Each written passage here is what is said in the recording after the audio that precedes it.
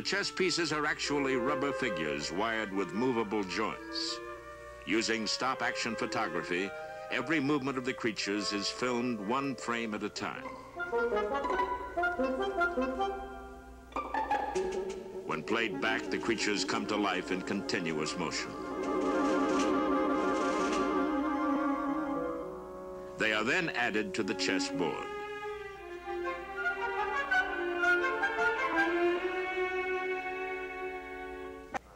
The Falcon, in which the intrepid adventurers are traveling, is in fact a model. Designed and built by a Hollywood special effects house, it is photographed by a computer-controlled camera.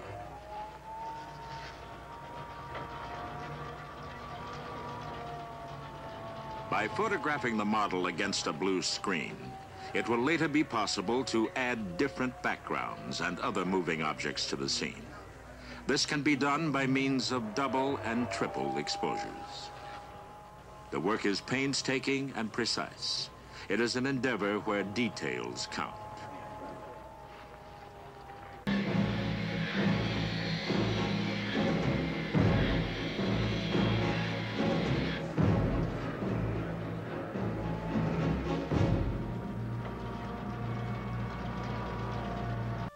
To match the director's concept for this scene, without actually building a huge and expensive set, the filmmakers resort to what is called a glass painting shot. Thousands of miles from the stage in England, a California artist paints a background on glass that will later surround the scene in which Alec Guinness appears. A blank spot is left on the glass painting for the live-action scene filmed on the London stage. The glass painting is then photographed, and the scene with Alec Guinness will be incorporated within it. The final effect is a masterful illusion.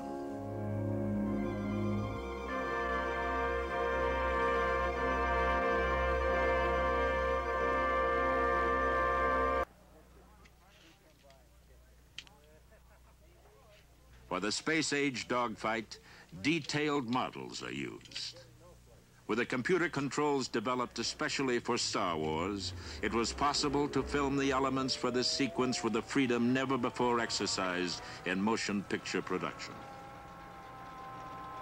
By controlling the motion of the camera and by remembering those motions, the computer allows for more complex and visually dynamic photography.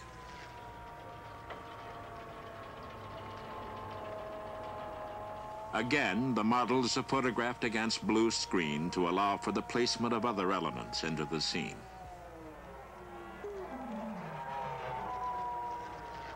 The surface of the Death Star, until now seen only as a graphic, must now be rendered as a model. To effect attacks on the model by the rebel planes, explosions are sometimes triggered by primitive mechanisms. Similarly, the miniature planes are wired with small charges.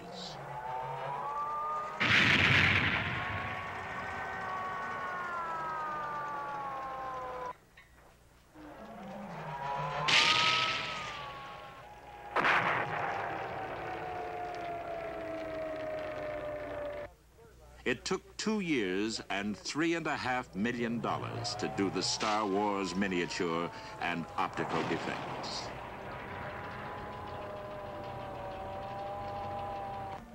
This camera provides a pilot's eye view of an attack on the Death Star.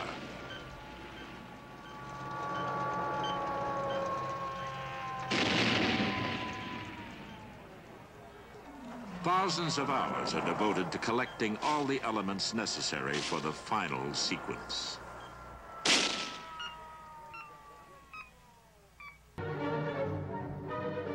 It's about painstaking craftsmanship. It's about the teamwork required to place a dream on film. To make my Tauntaun move, a miniature of her with a model of me aboard had to be created. That was then photographed one frame at a time through a process known as stop-motion photography at our special effects studio near San Francisco. Okay.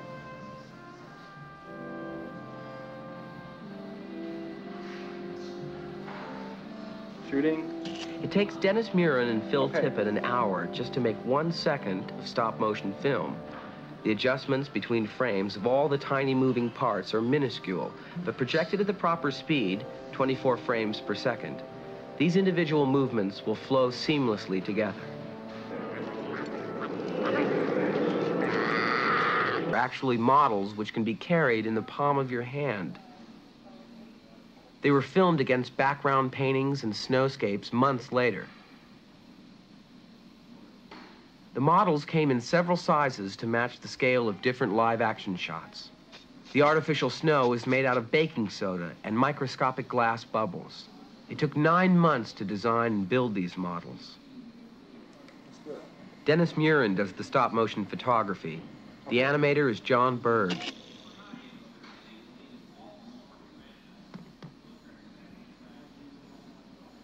Once again, each articulated part of the model must be moved, no more than a fraction of an inch between each single frame exposure in these stop-motion sequences. The animators shot motion studies of animals in order to perfect the movements of their models. The snow walkers followed in this elephant's footsteps.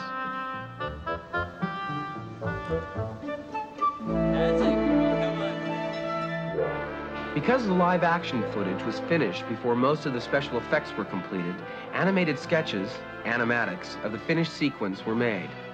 They served as moving blueprints for the film editor and the effects people. Orchestration, an artful blending of all the elements in a sequence, is everything in a film like Empire. The pilot's point of view, as they attacked the snow walkers, was shot on a specially developed camera. It's linked to a computer that remembers each move precisely so that it can be repeated as often as necessary. The television monitor allows the motion control camera operators to see precisely what the camera is seeing and make whatever adjustments are necessary in rehearsal.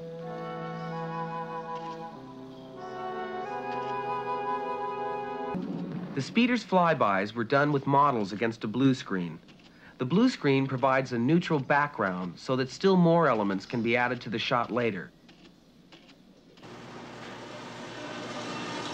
This speeder is one of the planes taking part in the snow battle. What the special effects people are doing under Richard Edlund's direction is arranging for it to be blown out of the sky. Okay, why don't we hit the blue screen? Okay, that's, oh. Okay, right there. Okay, back up to the next position. This model is specially constructed so that it can carry a small explosive charge and break apart when it's fired. All right, let her go.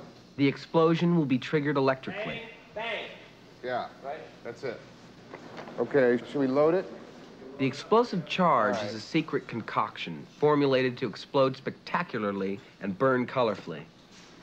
The shot will be made by a high-speed camera that will, in effect, extend the shot so that the small model will look like a full-scale plane under realistic attack. Set her down easy. The special effects team has worked 8 hours to create this shot. It will last just over 1 second on screen. Is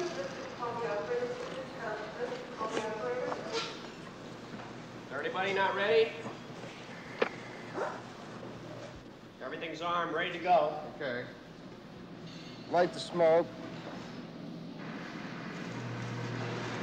Okay, let her go.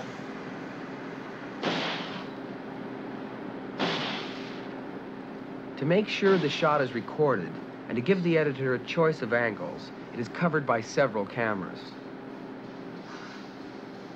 This is how the shot was worked into the final sequence.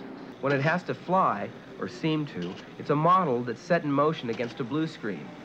The largest of them weighs close to 200 pounds and is 4 feet in diameter. There's another one 2 feet across.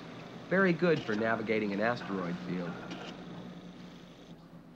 Yet another is just 5 inches in size. The smallest is only 2 inches. Which one to use in a shot is determined by the scale of other objects in the scene. To place a ship in motion in space, a model is shot against a blue screen. This shot is later combined with other elements also photographed against a blue screen, like this Star Destroyer.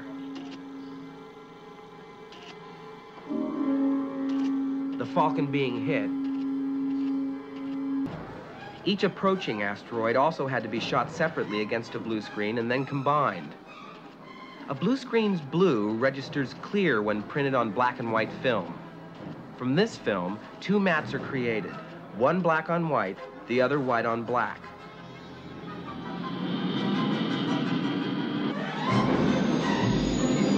Superimposed on separate pieces of color film in printing, one matte generated by the blue screen prevents the foreground object from registering. The other does the same for the background. All the different elements created through blue screen photography must be perfectly aligned when the final composite color print is made. When all that work is done, a background and a foreground shot many months or miles apart can be joined undetectably.